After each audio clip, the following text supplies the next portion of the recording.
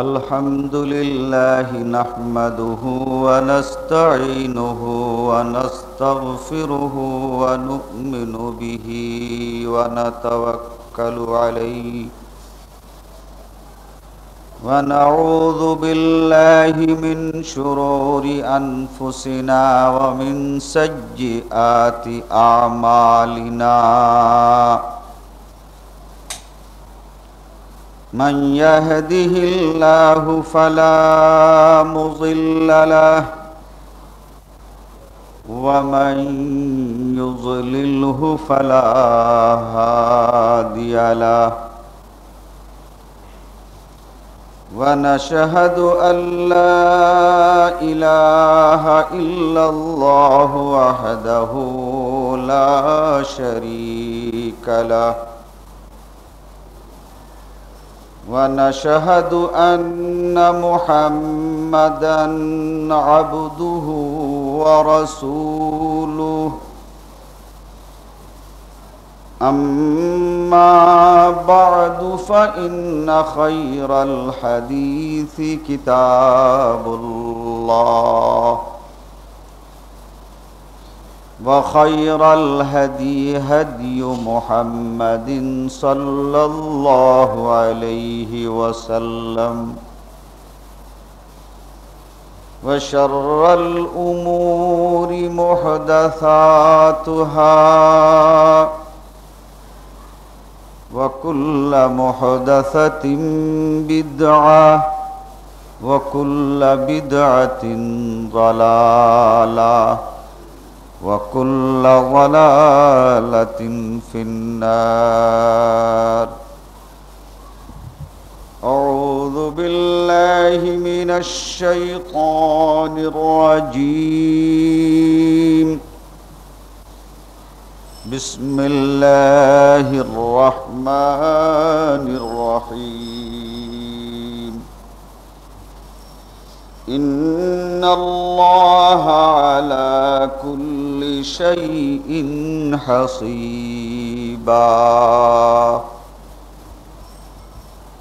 আল্লাহ রব্বুল আলামিনের লাখ লাখ শুকর, আজকার এই জুমাতে আমরা হাজির হতে পেরেছি নবী মুহাম্মদুর রাসূলুল্লাহ সাল্লাল্লাহু আলাইহি ওয়াসাল্লামের উপরে লাখো সালাত ও সালাম, যার প্রদর্শিত পথ আর হেদায়েত পেয়ে আমরা ন্যায় এবং সত্যকে জানতে বুঝতে পেরেছি, অবলম্বন করার তৌফিক পেয়েছি।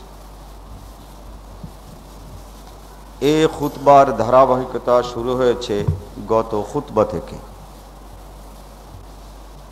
আল্লাহ রাব্বুল আলামিন ইরশাদ করেন, ফাযকুরু আলা আল্লাহ, সূরা আরাফের ৭৪ নম্বর আয়াত।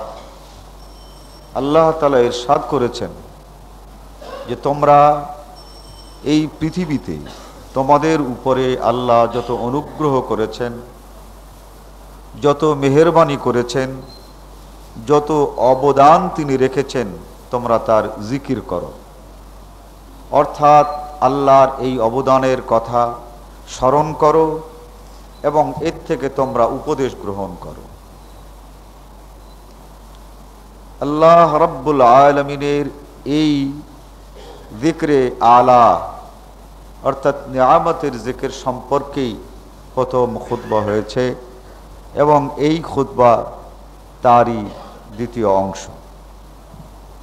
আল্লাহ রাব্বুল আলামিন সূরা আন-নিসার ৮৬ নম্বর আয়াত ইরশাদ করেন, ইন্নাল্লাহা আলা কুল্লি শাইইন হাসিবা। আল্লাহ রাব্বুল আলামিন যত জিনিস তৈরি করেছেন, যে জিনিসগুলো আল্লাহ তাআলা পরিচালনা করেন, এর সবগুলোই সুনির্দিষ্ট একটি হিসাব অনুযায়ী করেছেন, বেহিসাব তিনি কিছুই করেন নাই। তার কারণ বেহিসাব যেটা হয় সেটা কিন্তু দুর্ঘটনা হয় এবং সেটা অ্যাক্সিডেন্ট হয়। হিসাব মতো গাড়িটি যে সাইড দিয়ে যাওয়ার কথা ছিল হিসাব মতো সেই সাইডে যখন ওই গাড়িটা না চলে,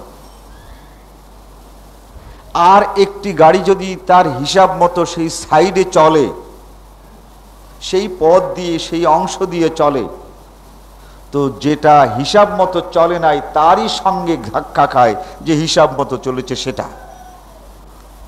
আর দুটো গাড়ি যদি বেহিসাব চলতে শুরু করে তাহলে তো আর কথাই নাই।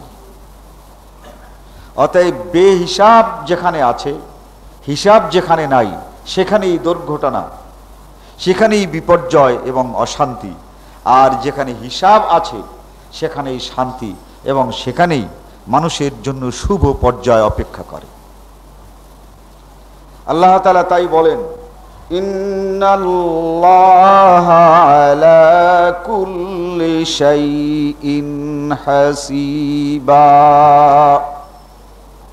আল্লাহ রাব্বুল আলামিন প্রতিটি বিষয়, প্রতিটি জিনিসকে হিসাব করেই রেখেছেন, আর হিসাব করেই সেটা পরিচালিত হয় এবং হিসাব দিয়েই তিনি পরিচালনা করেন। এই যে পৃথিবী আমরা দেখি, গত জুমাতে বলা হয়েছিল সূর্যের চতুর্দিকে এই পৃথিবী ঘুরছে। ওয়া কুল্লুন ফি ফালাকিন ইয়াসবাহুন, সূর্য ঘুরছে, সেই সূর্যের চতুর্পাশে এই পৃথিবীও ঘুরছে। কিন্তু এই ঘোরাটা কেমন? প্রমাণ হয়েছে, দেখা গেছে যে এই পৃথিবী সূর্যের চতুর্পাশে ঘুরলেও সোজাসুজিভাবে ঘুরছে না। এই পৃথিবী সূর্যের দিকে 920 কিলোমিটার তার মাথাটা সূর্যের উপরি, পৃথিবীর উপরি দিকটা সূর্যের দিকে হেলিয়ে তারপরে ঘুরছে। এই মাত্র 920 কিলোমিটার এই সূর্যের দিকে হেলে তারপরে সূর্যের চতুর্পাশে ঘুরছে। এই সামান্য জায়গা, এটা আল্লাহ তাআলা ঘোরালেন কেন? হেলালেন কেন? ঝুঁকালেন কেন? না ঝুঁকলে কি হতো? বাংলাদেশের জমি, যে জমি উর্বর, তার পরিমাণ হচ্ছে 91,05,750 হেক্টর। 1987 সনের 9-10 যে ভূগোল, যেটা ওদের ক্লাসের পাঠ্য, আমি সেখান থেকে এটাকে সংগ্রহ করেছি। 87 সনের পরে আর নতুন করে কোনো অ্যাসেসমেন্ট হয় না, এই জন্য এখনো ওটাই পড়ানো হচ্ছে। যদি এই পৃথিবী সূর্যের দিকে 920 কিলোমিটার বাঁকা হয়ে না ঘুরত, তাহলে বাংলাদেশের এই জমির পরিমাণ হতো 45,52,875 হেক্টর, অর্থাৎ জমির পরিমাণ, উর্বর জমির পরিমাণ অর্ধেক হয়ে যেত। গোটা পৃথিবীতে উর্বর জমির যে পরিমাণ আছে, সূর্যটা যদি সোজা হয়ে, পৃথিবীটা যদি সোজা হয়ে ঘুরত, তো গোটা পৃথিবীর এই উর্বর জমির পরিমাণ অর্ধেক হতো। আল্লাহ রাব্বুল আলামিন এই পৃথিবীর মানুষগুলোকে ভুকা রেখে মেরে ফেলতে চান না। এই পৃথিবীর মানুষকে আল্লাহ রাব্বুল আলামিন না খাওয়ায় মারতে চান না বলেই আল্লাহ রাব্বুল আলামিন এই সূর্যকে, এই পৃথিবীকে সূর্যের দিকে 920 কিলোমিটার ঝুঁকিয়ে রেখেছে। যদি এটা ঝোঁকা না থাকতো, তাহলে প্রতি বছর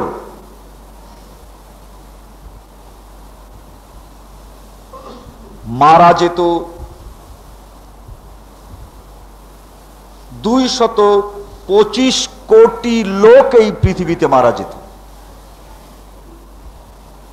যেহেতু ফসল হতো অর্ধেক, মানুষ এই পৃথিবীতে 225 কোটি লোক না খেয়ে মারা যেত। একবার এই সভ্যতার কথা আমরা চিন্তা করে দেখেছি কি? 450 কোটি মানুষের মধ্যে যদি 250 কোটি লোক এ ধরনের বুভুক্ষ থাকতো, ক্ষুধার্ত থাকতো, তাহলে যাদের কাছে ফসল আছে এরা কেউ শান্তি সুখে এই পৃথিবীর বুকে বাস করতে পারত না। তাদের আক্রমণ এবং তাদের এই বিশৃঙ্খলা, তাদের এই গন্ডগোল, এই বুভুক্ষ মানুষ যাদের কাছে খাবার থাকতো না, যাদের কাছে খাবার আসে তাদের প্রতি যে আক্রমণ আর তাদের প্রতি যে শত্রুতা, এ পোষণ হতো, গোটা এই পৃথিবীর শান্তির সমাজ খান খান হয়ে যেত, সব জায়গায় শুধু আগুন আর আগুন জ্বলত। এই গোটা সভ্যতার প্রতি আল্লাহ রাব্বুল আলামিনের এর চেয়ে বড় মেহেরবানি কি হতে পারে? কম বেশি হলেও খাদ্য পৌঁছাচ্ছে, মানুষগুলো শান্ত আছে, মানুষকে জবাই করে খাদ্য উদ্ধার করছে না। এই সভ্যতাটা টিকে রাখার জন্য সর্বপ্রথম এই মানব জাতির যা প্রয়োজন তা হচ্ছে তার খাদ্য। মাত্র 920 কিলোমিটার এই পৃথিবীটাকে সূর্যের দিকে হেলাই দিয়ে আল্লাহ রাব্বুল আলামিন গোটা পৃথিবীকে একটি শান্তি আর সুখের জায়গায় পরিণত করেছে। আমরা কি ভেবে দেখেছি আমরা এই পৃথিবীকে যাকে মানছি, আমরা কোথাও আমাদের মন মতো কাজ করছি, কোথাও কোনো মানুষের কথায় কাজ করছি, কোথাও সরকারের আইন মোতাবেক কাজ করছি, কোথাও কোনো হুজুর আর পীরের কথা শুনে আমরা কাজ করছি। এরা কেউ কি এই পৃথিবীটাকে 1 কিলোমিটার সূর্যের দিকে হেলাবার ক্ষমতা রাখে? গোটা এই পৃথিবীর মানুষকে উর্বর জমি দেওয়ার জন্য আল্লাহ রাব্বুল আলামিনের এই কৌশল, এই কৌশলের মধ্যে এই সকল মানুষ হিসাবে যাদের ইবাদত করছে, মানুষ হিসাবে যে সকল মানুষকে মেনে চলছে, তারা কি ওর কিছুই করতে পারে? আল্লাহ রাব্বুল আলামিন তাই বলেছিলেন, ইন্নাল্লাহা রাব্বী ওয়া রাব্বুকুম ফা'বুদুহ। ইন্নাল্লাহা রাব্বী, আল্লাহই হচ্ছেন আমার প্রতিপালক। এই পৃথিবীর মানুষের প্রতিপালন সেই আল্লাহই করছেন। ওয়া রাব্বুকুম, তিনি যেমন আমার প্রতিপালক, ওয়া রাব্বুকুম, তোমাদের প্রতিপালক, ফা'বুদুহ, চলো আমরা সকলে মিলে একমাত্র সেই আল্লাহর কথা শুনি, আর কারো কথা শুনবো না। ওয়া আন্না হাযা সিরাতী মুস্তাকিমা, আর এটাই হচ্ছে সিরাতে মুস্তাকিম, এটাই হচ্ছে মানুষকে চলবার সঠিক সুন্দর সরল পথ। আল্লাহ রাব্বুল আলামিন তিনি আমাদের উপরে এই যে মেহেরবানি করেছেন, এই মেহেরবানি করার ক্ষমতা আর কারো নাই। অথচ এই পৃথিবীতে আমরা যাদের কথা মানি, সকলের কথাই মেনে চলছি, কিন্তু মানি না যার কথা, তিনি হচ্ছেন সেই রব যিনি এই পৃথিবীতে আমাকে প্রতিপালন করছে।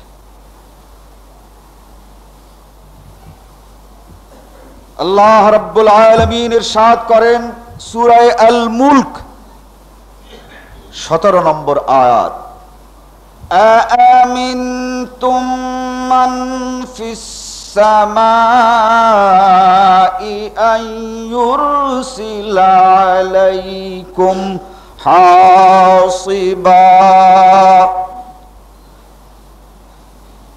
ফাসাতা'লামুনা কাইফা নাযীর। হে পৃথিবীর মানুষ, ওই ঊর্ধ্ব আকাশ এবং শূন্য থেকে তোমাদের উপরে যদি উল্কা বর্ষিত হয়, পাথর বর্ষিত হয়, বলতে পারো এই পৃথিবীর মানুষকে রক্ষা করার মতো কে আছে? সেই আল্লাহ যিনি ওই মহাশূন্য থেকে হাসিবা উল্কোগুলোকে ঠেকিয়ে রাখেন যাতে করে এই পৃথিবীর মানুষ শান্তি আর সুখে বসবাস করতে পারে। এই পৃথিবীর সমুদ্র সীমা থেকে, সমুদ্রের পানির এই স্তর থেকে 500 মাইল ঊর্ধ্বে আরেকটি ব্যবস্থা রেখেছেন। 500 মাইল ঊর্ধ্বে একটি মণ্ডল গোটা পৃথিবীকে 500 মাইল ঊর্ধ্বে একটি পরিমণ্ডল ঘিরে রেখেছে। এর উচ্চতা কোথাও 9 মাইল, কোথাও 11 মাইল, কোথাও বেশি কম আছে, আরো বেশিও আছে কোন কোন জায়গাতে কোন কোন সময়। এটাকে বলা হয় বায়ুমণ্ডল। সম্পূর্ণ উপরে এই পৃথিবীকে 500 মাইল ঊর্ধ্বে ঘিরে রেখেছে। তারপর তার মধ্যে হচ্ছে এই পৃথিবীটা, যেমন ডিম, তার মধ্যে সব কিছু আছে কিন্তু তাকে ঘিরে রেখেছে একটি খোসা। ঠিক এই রকমের এই পৃথিবীটাকে ঘিরে রেখেছে, তার নাম বায়ুমণ্ডল। এই বায়ুমণ্ডলের মধ্যে রয়েছে কিছু গ্যাস। এই গ্যাস অত্যন্ত গরম এবং তীব্র। উপরের দিকে সবচাইতে তীব্রতা এবং গরম বেশি, আবার নিচের দিকে আল্লাহ রাব্বুল আলামিন কোথাও ঠান্ডা করে রাখেন, কোথাও অল্প গরম করে রাখেন।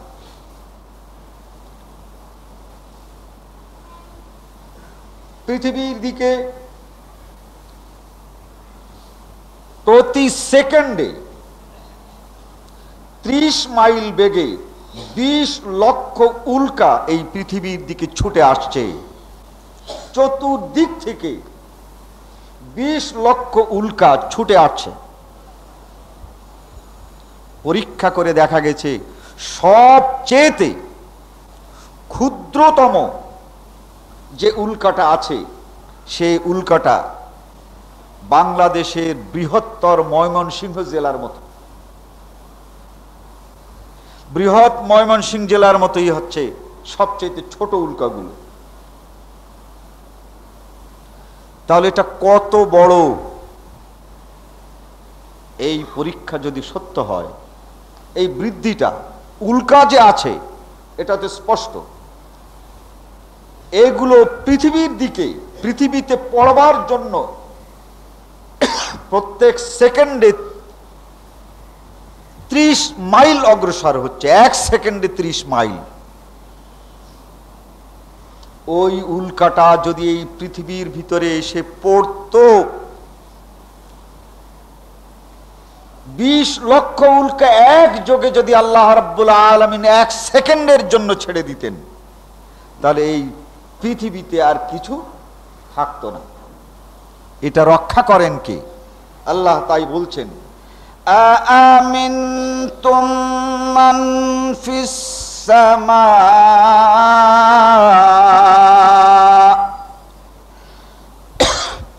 আন ইউরসিলা আলাইকুম হাসিবা। ওই আল্লাহ যিনি আরশে আজিমের উপরে আছেন, যিনি সকল আকাশের ঊর্ধ্বে আরশের উপরে আছেন,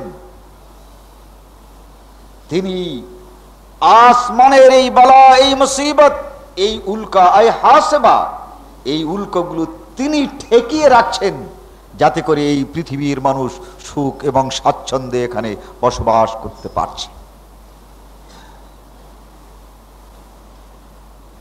আমরা এই আল্লাহ কে? তিনি ইন্নাল্লাহা রাব্বি ওয়া রাব্বুকুম ফাবুদুহ। ওই আল্লাহই হচ্ছেন আমার রব, আর ওই আল্লাহই হচ্ছেন হে পৃথিবীর মানুষ তোমাদের রব। ফাবুদু, তাকে তোমরা মেনে চলো। কিন্তু আমরা কি তাই করছি? ওয়াসসাহাবিল মুসাখখারি বাইনাস সামাই ওয়াল আরদ লাআয়াতিল লিকাউমিন ইয়াকিলুন। সূরা বাকারা 164 নম্বর আয়াত। পৃথিবীর বুকে দুটো উল্কা এসেছিল দুই জায়গাতে, একটা হচ্ছে কানাডায় আর একটা হচ্ছে আমেরিকায়। সবচেয়েতে যে উল্কাটা পৃথিবীর দিকে আসছিল তার বিজ্ঞানীদের বিশ্লেষণ অনুযায়ী আমেরিকাতে ওই উল্কার 7 ভাগের 1 ভাগ ভেঙে 1 ভাগ এসেছিল। তাতে ওই জায়গাটি গর্ত হয়েছিল 7 মাইল, আর গর্তের ভিতর থেকেই গর্ত করেই দৌড় দিয়েছিল 60 মাইল। 7 মাইল নিচে গিয়ে তারপরে সে 60 মাইল পর্যন্ত যাওয়ার পর এই উল্কার অংশটা থেমেছিল। আজকে এই উল্কাগুলো, উল্কা আরবিতে বলা হয় হাসিব, শিহাব, এই উল্কাগুলো ঠেকিয়ে রেখেছেন সেই আল্লাহ রাব্বুল আলামিন। কিভাবে? আল্লাহ বলেন আস-সাহাবিল মুসাখখারি বাইনাস সামাই ওয়াল আরদ। এই আসমান, এখানে যে জমিন, এই জমিনের ঊর্ধ্বে আমি একটি সাহাব সৃষ্টি করেছি, আমি একটি বায়ুমণ্ডল তৈরি করেছি। এই বায়ুমণ্ডলই এই ঊর্ধ্ব আকাশের যত বিপদ থেকে তোমাদেরকে রক্ষা করে।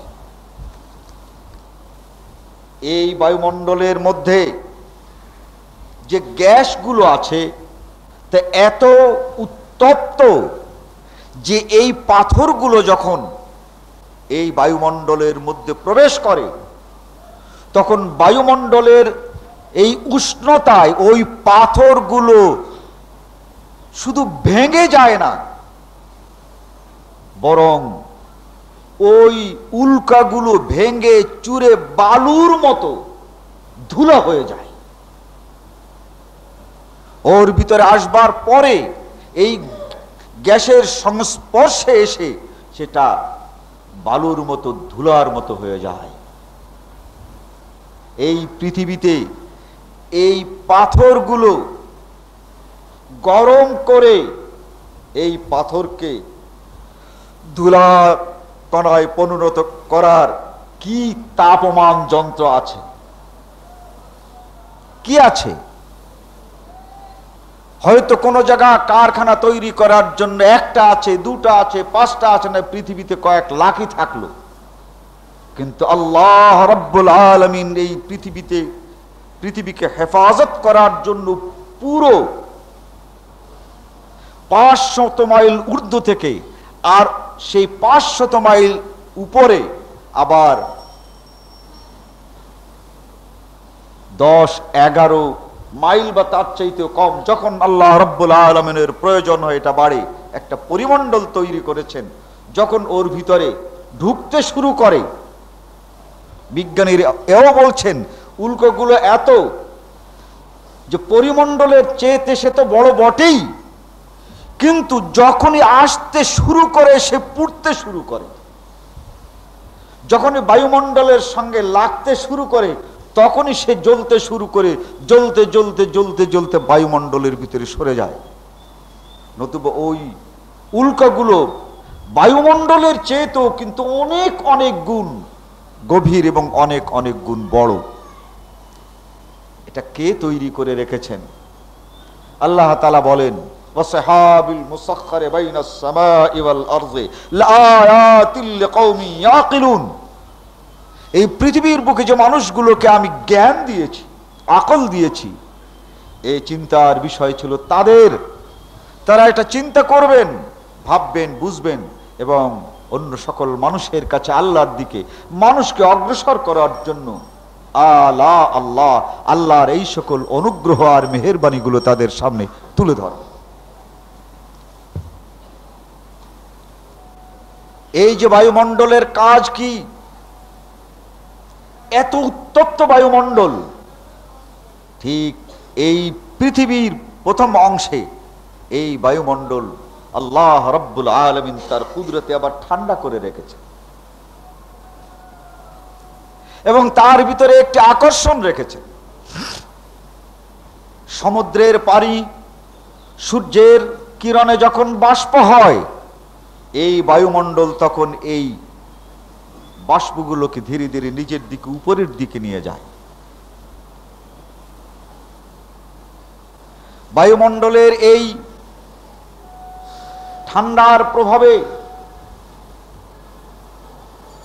এই বাষ্পগুলো মেঘে পরিণত হয়। পৃথিবীর এই উষ্ণতা আর বায়ুমণ্ডলের উষ্ণতা মিলে এই পরিবেশে কোনো জায়গাতে ঠান্ডা হয়, আবার কোনো জায়গাতে গরম হয় আবহাওয়া। পরিবেশটা যেখানে গরম হয়, বাতাস তখন ওইখান থেকে যেতে শুরু করে। যে দিকে ঠান্ডা সেই দিকে এই বাতাসগুলো চলে যায়। বায়ুমণ্ডলের এই উষ্ণতা সব সময় যদি এক থাকতো, তাহলে কেবলমাত্র এই বাতাসগুলো শুধু দৌড়াতো, কোনো জায়গাতে কোনো দিকে যেত না, কেবলমাত্র ঘূর্ণিঝড়ের মতো ঘুরত। এই আসমানে আমরা দেখি যে মেঘ, সেই মেঘ পৃথিবীর কোনো জায়গাতে দাঁড়াতো না, শুধু কেবলমাত্র চক্কর কাটতে থাকতো আর ঘুরতে থাকতো, কোনো দিন বৃষ্টি হতো না। আল্লাহ রাব্বুল আলামিন তার নিজের ইচ্ছায় বায়ুমণ্ডলের এক জায়গাতে গরম সৃষ্টি করেন আর এক জায়গাতে ঠান্ডা আবহাওয়ার সৃষ্টি করেন। গরম জায়গার এই বাতাসগুলো ওই শুনলে সেই দিকে যেতে শুরু করে, যাবার পথে এই মেঘগুলোকে তাড়াতে শুরু করে। এই মেঘগুলো তাড়িয়ে নিয়ে যায় এই বাতাস, যেখানে ঠান্ডা, ঠিক সেই জায়গাতেই আল্লাহ রাব্বুল আলামিন বৃষ্টি দান করেন। এই পৃথিবীর উপরিভাগ যেখানে আমরা বসবাস করছি, এখানে গরম, প্রচন্ড গরম, কিন্তু ওই ঊর্ধ্বের সেই বায়ুমণ্ডলের সেই জায়গাটায় আল্লাহ ঠান্ডা করে দিয়েছেন, যার কারণে নিচে গরম থাকলে হবে কি, ওই উপর থেকে গরমের দিনে ঝরঝর করে বৃষ্টি পড়ছে। নিচে গরম অথচ বৃষ্টি কেন? আর বৃষ্টি হওয়ার একমাত্র কারণ হচ্ছে এই বাষ্পগুলো ঠান্ডার সংস্পর্শে আসা। এই যে পৃথিবী, তার উপরে মাঝামাঝি 250 মাইলের মধ্যে আল্লাহ রাব্বুল আলামিন এই যে অ্যাটমসফিয়ার সৃষ্টি করেছেন, এটা একমাত্র সম্ভব হয়েছে ওই বায়ুমণ্ডলের জন্যে। যদি বায়ুমণ্ডল না থাকতো, তাহলে এই বাতাস এক দিক থেকে আরেক দিক যেত না। যেহেতু যেখানে ঠান্ডা নাই, কেবলমাত্র গরম, সেখানে বায়ু কেবলমাত্র ঘোরাফেরা করে, কোথাও স্থির হয়ে বসে না, যাবে না সেই দিক। আবার যদি কেবলমাত্র ঠান্ডা হতো, তাহলে ঠান্ডার সংস্পর্শে কেবলমাত্র বৃষ্টি হতো, বৃষ্টি ছাড়া এক মুহূর্ত পাওয়া যেত না।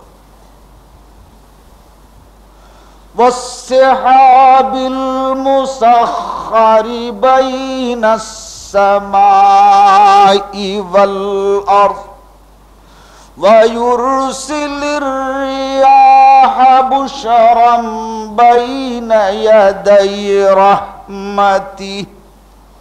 এই ঠান্ডা বাতাস, আল্লাহ জিজ্ঞাসা করেন, বলো ঠান্ডার দিকে এই বাতাস প্রবাহিত করেন কে? ওয়া আনজালা মিনাস সামাই মাআন সাজ্জাজা। হে পৃথিবীর মানুষ, কোন একটি জায়গা গরম হয়ে যায়, তখন সেই দিকে বাতাস যেতে শুরু করে, আর ওই মেঘগুলো এই বাতাস নিয়ে যায়। কিন্তু দেখেছো কি কোনোদিন এই পৃথিবীতে যে বৃষ্টি নাযিল হয়েছে, সেই বৃষ্টিটা গরম? ধাক্কা মেরে মেঘগুলোকে সরিয়ে নিয়ে যাচ্ছে এই গরম বাতাস, কিন্তু কই, যে বাতাস, যে হাওয়া, গরম হাওয়া এই বায়ুকে চালিয়ে নিয়ে যাচ্ছে। 15 নম্বর আয়াত পর্যন্ত বলছেন, ওয়া আনজালনা মিনাস সামাই মাআন সাজ্জাজা। আল্লাহ রাব্বুল আলামিন ওই আসমান থেকে যে বৃষ্টি বর্ষণ করাচ্ছেন, সেই বৃষ্টি ঠান্ডা। সাজ্জাজা যেমন ঠান্ডা, তেমন করে তোমাদের পানের উপযোগী ঠান্ডা, তার ভিতরে লবণ নাই, অন্যদিকে গরম নাই। যে সমুদ্রের পানি থেকে বাষ্প হয়ে বৃষ্টি হলো, বলতে পারো ওই লবণ গেল কোথায়? আর যে গরম হাওয়ার জন্য মেঘগুলো তাড়া খেয়ে বৃষ্টি হলো, বলো সেই মেঘের ভিতর থেকে এই গরমকে তুলে দিয়ে এই পানিকে ঠান্ডা করে দিলেন, তিনি একমাত্র আল্লাহ।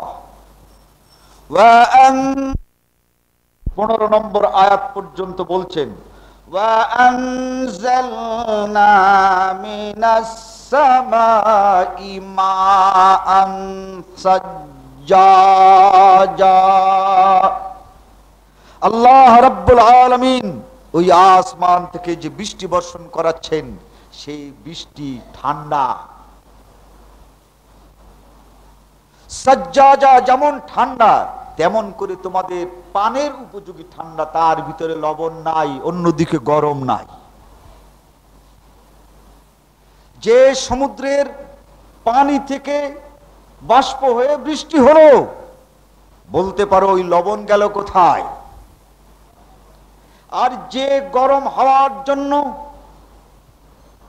মেঘগুলো তাড়া খেয়ে বৃষ্টি হলো, বলো সেই মেঘের ভিতর থেকে এই গরমকে তুলে দিয়ে এই পানিকে ঠান্ডা করে দিলেন, তিনি একমাত্র আল্লাহ।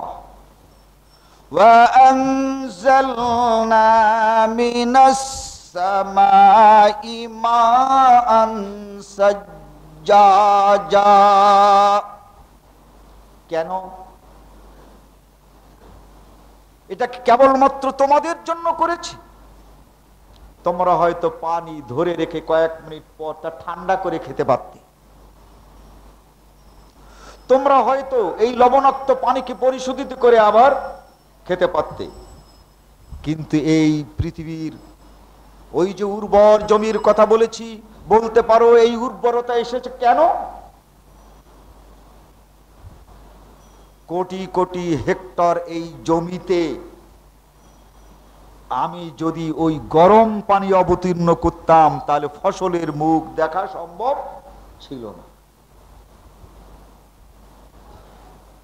এই কোটি কোটি হেক্টরে যে ফসল হচ্ছে, এটা এই ঠান্ডা পানিরই অবদান, আর এটা ওই লবণ মুক্ত পানিরই অবদান। এ কে করে? লিনুখরিজা বিহি হাব্বান ওয়া নাবাতা। এই ঠান্ডা এবং লবণমুক্ত পানি এই তোমাদের পানের যেমন ব্যবস্থা করেছি, আর কোটি কোটি হেক্টর জমির জন্য উপযোগী পানি হিসাবে আসমান থেকে নাযিল করছি। সেচ করেই জমি ফসল উৎপাদন করতে চাও, করে দেখো না গোটা পৃথিবী সমস্ত এই সেচের আওতায় আনার পরেও সেই মূল্যবান আল্লাহ রব্বুল আলামিনের আকাশের পানি না হলে আসলে কাজ হয় না। এই কৃত্রিমতাতে এত কোটি কোটি টন ফসল হতে পারে। সূরা আল মুরসালাত 16 নম্বর আয়াত থেকে 27 নম্বর আয়াত পর্যন্ত আল্লাহ তাআলা এই কথাগুলি আলোচনা করেছেন। ওয়া জান্নাতিন আলফাফা। হে পৃথিবীর মানুষ, আমার এই পানি যেমন তোমাদের খেতে পড়ে আর আমার খেতেও পড়ে। তোমার ক্ষেত, তোমার ধানের ক্ষেত, আর আমার ক্ষেত হচ্ছে সুন্দরবন। তোমার এই ক্ষেত যা তুমি চাষ করো, তার পাশে তোমাদেরকে রক্ষা করার জন্যই আমি অনেক ক্ষেত তৈরি করে রেখেছি, সেখানে অনেক গাছপালা হচ্ছে। কই তোমরা তাতে তো একটু মিঠা পানি, তোমাদের ওই কৃত্রিম সেচের আওতায় সেইগুলো তো কখনো আসে না। বলো ওইখানে পানি সিঞ্চন করেছে কে? তুমি তোমার ইরির খেতে, বোরোর খেতে, আমন ধানের খেতে পানি সিঞ্চন করেছো। বাড়ি যখন আসো তখন বাড়িটির চতুর্পাশে যে বাগানটা আছে, বলতে এই বাগানে এই শেষ কাজ করলো কে? এই বাগানের এই শেষ কাজটা কে করেছে? আল্লাহ তাআলা বলেন, ওয়া জান্নাতিন আলফাফা। ওই সকল ক্ষেত খামার গুলোতে আর জমিতে যদি আমি পানি না দিতাম, তাহলে বায়ু যেভাবে গরম হতো তাতে তোমাদের বাসের উপযুক্ত থাকতো না, সেটা এক জাহান্নামে পরিণত হতো। কিন্তু আমার পানি ওই সকল জায়গাতে পৌঁছবার কারণে তোমাদের জন্য তোমাদের চতুর্পাশ হয়ে গেছে জান্নাতিন আলফাফা। একেবারে যেন দুনিয়ার মধ্যেই জান্নাত। ওই ক্ষেত থেকে এসেছো, এসে যখন বাড়ির ভিতরে ঢুকেছো, চতুর্দিকে ছায়া ঘেরা এই খেড়ের ঘরটার মধ্যেই যখন তুমি ঢুকেছো, কাপড় খুলে যখন তুমি বসেছো, তখন যে শান্তিটা এসেছে, বলতে পারো এই শান্তিটা তোমার জন্য তৈরি করে রেখেছে কে? ওয়া জান্নাতিন আলফাফা। এই শান্তি তৈরি করেছেন সেই আল্লাহ, যে আল্লাহ আমাদেরকে বলেছেন, ওয়া কাযা রাব্বুকা আল্লা তা'বুদু ইল্লা ইয়্যাহ। হে পৃথিবীর মানুষ, আমি ছাড়া এগুলো যখন কেউ তোমাদেরকে করে দেয় নাই, আল্লাহ তা'বুদু ইল্লা ইয়্যাহ, তাহলে সেই আল্লাহকে ছাড়া আর তোমরা কাউকে মেনো না। ওয়া কাযা রাব্বুকা আল্লা তা'বুদু ইল্লা ইয়্যাহ। আল্লাহ তাআলা চান একমাত্র সেই আল্লাহকে ছাড়া তোমরা যেন আর কাউকে না মানো। আল্লাহ তাআলা وَأَسْقَيْنَاكُمْ مَاءً فُرَاتًا সূরা আল মুরসালাতের 16 নম্বর আয়াত থেকে 27 নম্বর আয়াত পর্যন্ত আমাদেরকে এই কথাগুলি নসিহত করেছে। তোমাদেরকে পানি দিচ্ছি, তোমার ঘরের পাশে যে জাম গাছটায় আমি পানি দিচ্ছি, ওই আম গাছটায় আমি পানি দিচ্ছি, ওই খেজুর গাছটায় আমি পানি দিচ্ছি। তুমি তো ওই ইরিয়ার বোরের খেতে পানি দিয়ে এসেছো, এখানে কিন্তু পানি দাও নাই। জিজ্ঞাসা করি বলতে পারো, এখানে পানি দিয়ে তোমার জান্নাতিন আলফাফা, তোমার এই বাড়িটাকে বেহেশতের বাগিচায় পরিণত করেছেন কে? এই পৃথিবীর যে সকল মানুষের কথা তোমরা মেনে চলো, যে সকল সত্তা ও সত্যির কথা তোমরা মেনে চলো, বলো সেই সকল সত্তার মানুষ আমার তোমাকে এই শান্তি দেওয়ার ক্ষেত্রে কতটুকু অবদান রেখেছে। وَأَنزَلْنَا مِنَ السَّمَاءِ مَاءً فَسَالَتْ أَوْدِيَةٌ بِقَدْرِهَا সূরা আর-রাদ 17 নম্বর আয়াত। আল্লাহ তাআলা বলেন, এই পানি তোমরা ছিঁচে দিয়েছো, দেখা যায় এই দিকের পানি ওই দিকে দিয়েছো, আর আমি যে পানি সিঞ্চন করছি এটা দেখা যায় না, তাই না? আল্লাহ তাআলা ইরশাদ করেন, ওই মেঘের ওই পানি তোমাদের জন্য যদি আমি কেবলমাত্র বৃষ্টি বর্ষণ করে ছেড়ে দিতাম, তাহলে সকল বৃষ্টি চলে যেত ওই সমুদ্রে, তোমার গাছের গোড়ায় তুমি এক ফোঁটা পানিও পেতে না। যেমন আসতো তেমন যেত। আল্লাহ তাআলা বলেন, ওয়া আনজালনা মিনাস সামাই মাআ, ওই পানি যেমন তোমাদের পরিবেশে আমি নাজিল করি, আর এই পানি আমি ওই সুউচ্চ বড় বড় পাহাড় দেখছো, আউদিয়া, ওখানে আমি পানির ট্যাঙ্ক তৈরি করে রেখেছি। আউদিয়া মানে পানির ট্যাঙ্ক। ওই পাহাড়গুলোতে বড় বড় পাহাড় তৈরি করে তার চতুর্দিকে এমন ভাবে এঁটে দিয়েছি, আর ওইখানে বৃষ্টি হওয়ার পর সেখানে টনকে টন পানি ওখানে জমা হয়ে থাকে, আর ওই পানি চোয়ায়ে চোয়ায়ে তোমার এই জাম গাছ আর আম গাছের নিচে আসে। وَأَنزَلْنَا مِنَ السَّمَاءِ مَاءً فَسَالَتْ أَوْدِيَةٌ بِقَدْرِهَا, ওই আউদিয়াগুলো, ওই ট্যাঙ্কগুলো ভরে যায়, ভরার পর উপচে উপচে পানি আসে। হে পৃথিবীর মানুষ, আল্লাহ বলেন আমাকে একটু বুঝতে চেষ্টা করো। ওখানে কোনো ঢাকনা নেই, যখন সূর্যের কিরণ ওখানে আসবে তখন কিন্তু আবার বাষ্প হয়ে সমস্ত পানি উড়ে যেতে পারে। ফাসালাত আউদিয়াতুম বিকদরিহা,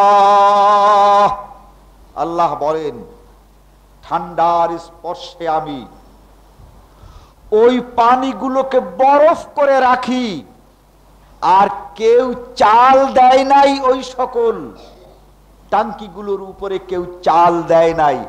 আমি এই পৃথিবী আর উপরের ওই বায়ুমণ্ডলের জন্য এমন একটি পরিবেশ সৃষ্টি করে রেখেছি যে বরফ হওয়ার পর ওখানে বরফ থাকে, যতই বাষ্প হোক একটু উপরে উঠে আবার ওইখানেই পড়ে, বরফের ঝড় হয় ওই জায়গায় থাকে, বরফের বাতাসের মধ্যে বরফ যায় কিন্তু ওই জায়গাতেই থাকে। ওখানে ওই পানিটাকে ঢেকে তোমরা রাখো নাই, আমি এই বায়ুমণ্ডল দিয়ে ওই পানিটাকে এমন করে ঢেকে রেখেছি বরফ বানিয়ে রেখেছি, বাষ্প হয়ে এই পানিটা উপরের দিকে ওঠে না, আর এই পানি শূন্য হয়ে যায় না।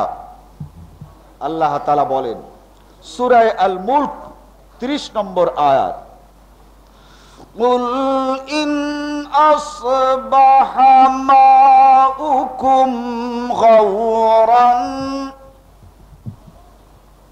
ফামান ইয়াতিকুম বিমাইম মাঈন।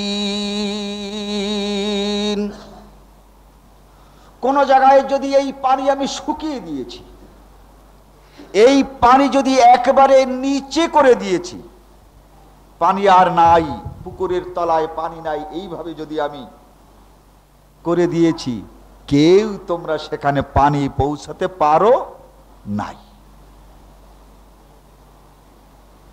কুল ইন আসবাহা মাউকুম গাওরা, তোমাদের চিন্তা করা উচিত, তোমার বাড়ির পাশের পুকুরের পানি বাষ্প হয়ে উড়ে যাওয়ার পর যদি তোমরা কেউ সেখানে এই পানি পৌঁছাতে না পেরে থাকো, তাহলে পাহাড়ের সেই সকল ট্যাঙ্কিগুলোয় যদি আমি পানি একবার পুরিয়ে দেই, বলো কে এনে দেবে? তোমার বাড়ির পাশের পুকুর যেমন পানি শূন্য থাকবে, ওইগুলো ওই রকমের পানি শূন্য থাকবে। কিন্তু তা আমি করি না, কেবলমাত্র জান্নাতিন আলফাফা, তোমাদের বসত বাড়িকে জান্নাতে পরিণত করার জন্য। আল্লাহ রাব্বুল আলামিন আমাদের উপরে এই যে মেহেরবানিগুলো করেছেন, আল্লাহ তাআলা তাই বলেছেন, ফাযকুরু আলা আল্লাহ, হে জ্ঞানী মানুষ, তোমরা আল্লাহর এই অবদান আর মেহেরবানির কথা তাদেরকে স্মরণ করিয়ে তাদেরকে তোমরা দিনের পথে আনার চেষ্টা করো। আল্লাহর এত কিছু মেহেরবানি করার পর আমরা অনুসরণ কাকে করছি, এটাই কিন্তু আমাদের চিন্তার বিষয়। আমরা আনুগত্য কার করছি, এটাই হচ্ছে আমাদের চিন্তার বিষয়। যাদের অনুসরণ আনুগত্য আমরা করছি, এরা কিন্তু আমাদের এর কিছুই দিতে পারবে না, পারে নাই, আর এখনো পারছে না। অতএব যে আল্লাহ আমার উপরে এত মেহেরবানি করেছেন, তার আনুগত্য ছাড়া কারো আনুগত্য করা কিছুতেই যেমন সম্ভব নয়, তেমন তা কোন মানুষ হিসেবে মানুষের কাজ হতে পারে না। আল্লাহ রাব্বুল আলামিন আমাদেরকে এই সকল আমাদের পারিপার্শ্বিক অবস্থা দেখে আল্লাহ তাআলা আমাদেরকে শিক্ষা লাভ করার তৌফিক দিন। বারাকাল্লাহু লানা ওয়া লাকুম।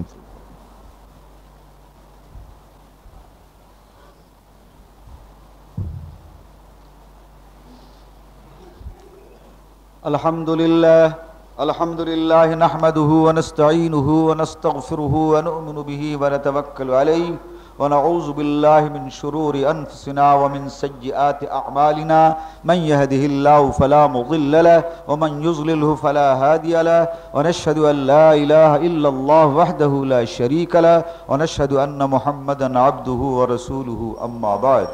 আউযু বিল্লাহি মিনাশ শাইতানির রাজীম। বিসমিল্লাহির রাহমানির রাহিম। ইন্নাল্লাহা ওয়া মালাইকাতাহু ইউসাল্লুনা আলান নবী ইয়া আইয়ুহাল্লাযীনা আমানু সাল্লু আলাইহি ওয়া সাল্লিমু তাসলিমা।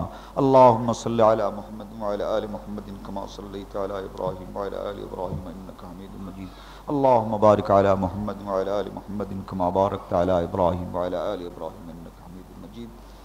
প্রশ্ন করা হয়েছে, দাড়ি রাখা কোরআন ও হাদিসের আলোকে ফরজ না সুন্নত? দাড়ি না রাখলে গুনাহগার হতে হবে কিনা, এই ব্যাপারে কোনো প্রকার হাদিস আছে কিনা? বুখারী শরীফ কিতাবুল লিবাস, সম্ভবত পঞ্চম কি ষষ্ঠ খণ্ড, আধুনিক প্রকাশনী বুখারী কিতাবুল লিবাসে দাড়ি রাখার কথা নবী মুহাম্মদুর রাসূলুল্লাহ সাল্লাল্লাহু আলাইহি ওয়াসাল্লাম বলেছেন যে তোমরা দাড়ি রাখো। এখন আপনার প্রশ্ন, এটা ফরজ সুন্নত না কোনটা, ফরজ না সুন্নত? আল্লাহ তাআলা দাড়ি রাখার হুকুম করার পরে তিনি ফরজ বলে দেন নাই, সুন্নত বলে দেন নাই, ওয়াজিব বলে দেন নাই। যদি রাখার পরে তিনি ফরজ, ওয়াজিব, সুন্নত কিছু বলতেন আমরা আপনাকে বলতে পারতাম, এমন কোনো কথা ওখানে নাই। আল্লাহর নবী রাখার হুকুম করেছেন, আপনি রাখবেন। সুন্নতি লিবাস বলতে কি বুঝায়?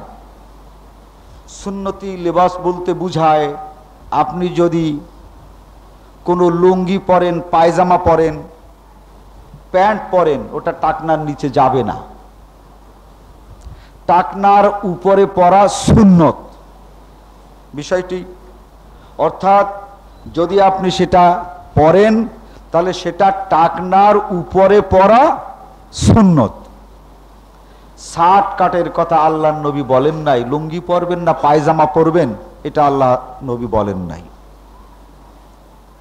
যদি আপনি ওই টাকনার উপর থেকে তুলতে চান, হাঁটুর উপরে তুলতে পারবেন না, হাঁটুর নিচে কাপড় রাখা সুন্নত। কেন আল্লাহর নবী রেখেছেন, আপনি রাখবেন। যদি আপনি লম্বা জামা গায়ে দেন আর ভিতরে যদি কিছু না পরেন, আরবদের মতো ল্যাঙ্গট টাঙ্গট কিছু পরেন, তাহলে ওটা টাকনা পর্যন্ত, টাকনার উপর পর্যন্ত যেতে হবে। কিন্তু আপনি যদি এর মাঝখানে আর একটা কিছু পরে ফেলেন, প্যান্ট পরেন, লুঙ্গি পরেন, তাহলে এটা আপনি কতটা লম্বা করবেন এটা আপনার বিবেচ্য বিষয়, এটা হাদিসের বিষয় না। হাদিস এখানে কিছু বলে নাই। তার কারণ নাভির উপর থেকে শুরু করে টাকনার উপর পর্যন্ত আপনি লুঙ্গি অথবা পায়জামা পরেছেন, এখন উপরেরটা আপনার যতটা দেয়া সম্ভব তাই দেবেন। কিছু সংখ্যক মূর্খ লোকেরা বলে থাকে, এর ভিতরে ইমাম আলেম সব আছে, বলে নেসফ সাক জামা পরা সুন্নত, এটা মিথ্যে কথা। তাদের কাছ থেকে দলিল চাইবেন, এই আসমানের নিচে আর জমিনের উপরে কোনো হাদিস দ্বারা এই ধরনের কোনো প্রমাণ তারা দিতে পারবে না, কিন্তু রাগ করতে পারবে, গালাগালি করতে পারবে, কিন্তু কোনো হাদিস দিতে পারবে না। ফালাফালি করতে পারবে, কোনো হাদিস লিখে দেবে না। তারা যেটা পারবে সেটা গালাগালি করবে, ফালাফালি করবে, আপনাকে অনেক কিছু করবে, কিন্তু যত আদবের সঙ্গে বলবেন হুজুর একটু লিখে দেন, বলে না থাকলে কি করি, না থাকলে কি করি, আমার এত হুজুর না থাকলে কি করে, এই ছাড়া কোনো দলিল নাই। উযু করার সময় কথা বলা যাবে কি? কথা না বললে কোনো ফায়দা আছে কি? কথা বললে ক্ষতি কি? কথা বললে কোনো ক্ষতি নাই। এখন আপনি সোনাবনের পুঁতি পড়বেন, এটাই ক্ষতি আছে। কথা প্রয়োজনীয় কথা যেটা সেটা আপনি বলবেন, উযু করার সময় তা নিষেধ নাই। মসজিদের ভিতর থেকে মাইকে কোনো জাগরণী অথবা গজল পরিবেশন করা যাবে কিনা? মসজিদের ভিতর বসে কোনো বস্তুর ক্রয় বিক্রয় করা জায়েজ কিনা, অথবা শুধু ক্রয় বা শুধুমাত্র বিক্রয় করা ঠিক কিনা, তাই বুঝিয়ে যে বস্তু দ্রব্যের হোক যাক। দেখুন, মসজিদের মধ্যে আপনি কোনো গান, গজল, কবিতা পড়তে পারবেন না। আপনারা মিশকাত শরীফের মধ্যে 2য় খণ্ড মসজিদের আদব কায়দায় একটি অনুচ্ছেদ আলাদা আছে। অনুচ্ছেদটার হলো এই যে সেজদা করার জায়গাও মসজিদ। তার মধ্যে পাবেন সহিহ হাদিস আবু দাউদের, যে আল্লাহ রাসূল ইরশাদ করেছেন কবিতা পাঠ এটা মসজিদে চলবে না। বুখারী শরীফ কিতাবুল বুয়ু বাংলা সম্ভবত 3 কি 4-এ দেখবেন যে মেম্বারে বসে বেচা কেনা করা। তার মানে মেম্বারে বসে আপনি মাল মসজিদের ভিতরে ঢুকাবেন না, কিন্তু এখানে বসেও প্রয়োজনীয় বেচা কেনার কথা বলা যায়, সরাসরি বেচা কেনা করা যায় না। মনে করেন কোনো লোক এসেছে, মেম্বারের কাছে বসে আছে, আগের কাতারে বসে আছে, এখন বললেন যে ভাই আজকাল ডালের দাম কত, বলে এত, বলে আছে তোমার? যে আছে। বলে আমার কিন্তু 3 মণ দেবো, ওই দামে আমি নেব। বাস, আপনি আপনার নামাজ পড়তে শুরু করে দিলেন। এতটুকু কথা বলা দুরুস্ত আছে বুখারী শরীফ কিতাবুল বুয়ু সেখানে, কিন্তু ডালের স্যাম্পল পকেটে করে নিয়ে এসে মসজিদের ভিতর তা খুলে দেখানো জায়েজ নাই। বিড়ি, সিগারেট, তামাক, পানের সহিত খাওয়া, ভাই এ কে করেছেন আলাদা করে এত সময় নষ্ট করার সময় নাই, বহু দিয়েছি। এগুলো খাওয়া ব্যবহার করা হারাম আল্লাহ তাআলা বলেছেন, যেমন হুররিমাত আলাইকুমুল মাইতা, মৃত প্রাণী খাওয়া হুররিমাত, হারাম। এই রকমের কোনো দলিল আমি পাই নাই। যত দলিল দেওয়া হয়েছে সমস্ত দলিল কিয়াসের দলিল, কিন্তু একটা দলিলে কিয়াস করা লাগে না, সেটা হচ্ছে ওয়ালা তুহলিকু বিআইদিকুম ইলা তাহলুকা, সূরা বাকারার প্রথম দিকে, যে তোমরা নিজেরা নিজেকে ধ্বংস করবে না। তাহলে এই জিনিসটা মানুষের ধ্বংস করার মতো একটি বিষ, নিকোটিন আছে, তার থেকে বেঁচে থাকেন। ব্যাপারটা হচ্ছে এই যে এইগুলো নিয়ে খুব ফতোয়াবাজি হয়, যে অমুক ইমাম সাহেব জর্দা খায়, তার পেছনে নামাজ কি দুরুস্ত আছে? এরপরে এই প্রশ্ন আসবে। এই ভেজাল বাঁধাবেন না। গান শোনা কোনো প্রকার পাপ, গান শোনা একটা পাপ, সেটা তা শোনার মতো পাপ। এখন কেউ যদি জিজ্ঞাসা করে কলা কেমন মিষ্টি, বলতে হবে খেয়ে দেখেন। তো গান শোনা পাপ তো পাপ, এবার রকম টকম কি? আমার ঘরে টিভি, আমার টিকটিকি প্রচন্ড অসুবিধা করছে, তাদের পায়খানা আমার জামা কাপড় সহ, যাই হোক লম্বা লিখেছেন, টিকটিকি আপনার ঘরে বেশি থাকে, এই জন্য টিকটিকির পায়খানা হালাল না, আর ওটা পাকও না। সাবধান থাকবেন, ওষুধপত্র ছিটান, টিকটিকি তার জায়গায় চলে যাবে, নতুবা আপনার জামা কাপড় নষ্ট করবে। ওই নষ্ট করা জামা দিয়ে নামাজ পড়া যাবে না। হানাফি মযহাবের কিতাবে আছে এইগুলো দিয়েও নামাজ চলবে, নাউজুবিল্লাহ মিন যালিক। হানাফি ইমামের পেছনে নামাজ পড়লে নামাজ হবে কিনা? হানাফি ইমামের পেছনে নামাজ পড়লে হানাফি নামাজ হবে, রসুলের নামাজ হবে না। হানাফি ইমামের পেছনে যে নামাজটা পড়বেন ওটা হানাফি নামাজ হবে, ওটা আল্লাহর নবীর নামাজ হবে না। সাল্লু কামা রাআইতুমুনি উসাল্লি, যদি আপনার নামাজ রসুলের নামাজের মতো না হয় তাহলে সেই নামাজ বলে গণ্য নয়। জমি বন্ধক রাখা ঠিক কি না জায়েজ? জমি বন্ধক রাখার অনেক রকমের প্রকার ভেদ আছে। আপনি এই ব্যাপারে আমার সঙ্গে বিস্তারিত আলোচনা না করে চট করে এটাকে জায়েজ আর না জায়েজ বলা যায় না। এক রকমের জমি বন্ধক রাখা জায়েজ, আর এক রকমের জমি বন্ধক রাখা জায়েজ নাই। এর প্রকার ভেদ অনুযায়ী এর উত্তর লম্বা। ছবিওয়ালা টাকা কাছে থাকলে নামাজ হবে কিনা? আপনার নামাজ যদি না হয় মনে করেন, সামনে রেখে দেবেন, সেজদার সময় যদি কিছু হয় এর জন্য আমি কিন্তু দায়ী না। এগুলো খুব ভালো করে জায়েজ হবে, আপনি পড়বেন। মসজিদে হারামে যারা নামাজ পড়ে, সৌদি আরবের টাকায় ছবি আছে, ইমাম সাহেবকে ও পকেটে থাকে, সেই নামাজ যদি হয় তা আপনারটাও হবে। আল্লাহ রাব্বুল আলামিন আমাদের সকলকে জানবার বুঝবার তৌফিক দিন। ফাযকুরুনি আযকুরুকুম ওয়াশকুরু লি ওয়া লা